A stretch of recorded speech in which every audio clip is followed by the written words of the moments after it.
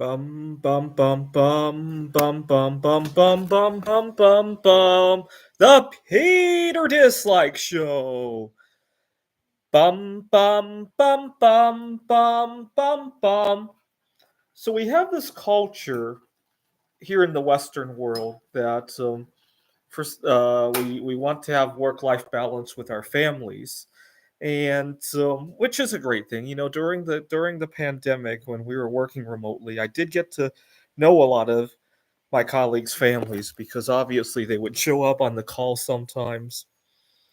But this past year, two things happened that made me realize that I gotta think hard about that and possibly negotiate a little bit better the next time it comes up.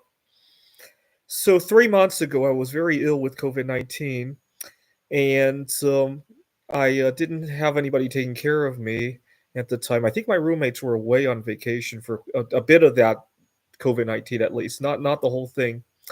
But one day, I barely made it to the grocery store to pick up some bananas.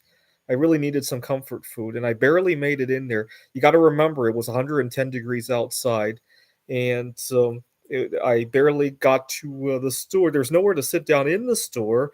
I literally had to sit on one of those mobility scooters to eat it, and still I was I teach a couple of remote classes, and I was still teaching during that time because I love all my students, and it just goes to show where are my colleagues when it goes the other way around, right? Not there are things that are more challenging for singles to tackle.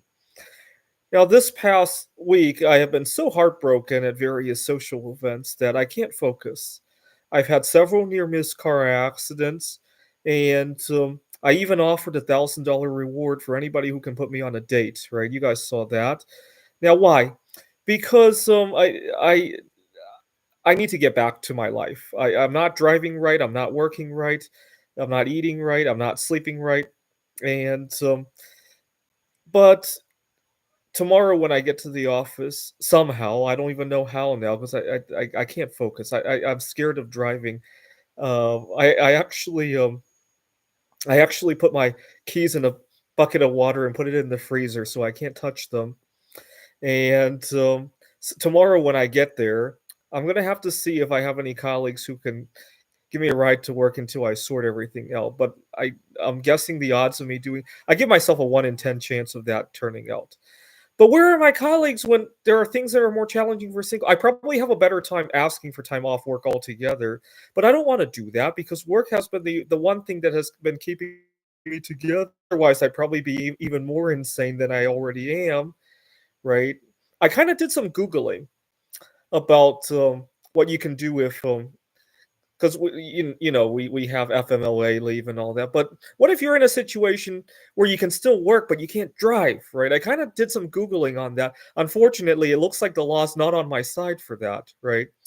All right. So this goes to show, right? So the next time, now that I've suffered two forms of injustice for being sick, workplace injustice. No, I wouldn't say injustice. Workplace gaps due to being single.